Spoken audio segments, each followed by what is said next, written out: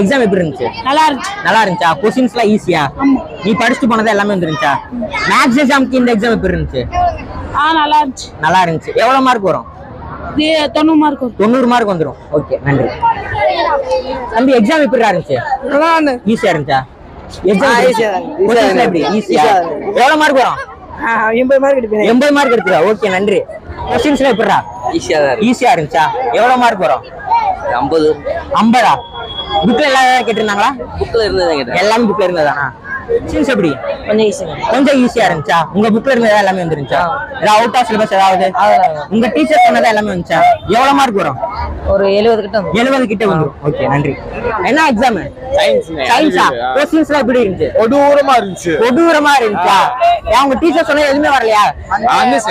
எல்லாமே வந்துருந்துச்சு. ஓகே, எவ்வளவு மார்க் வரும்? 80.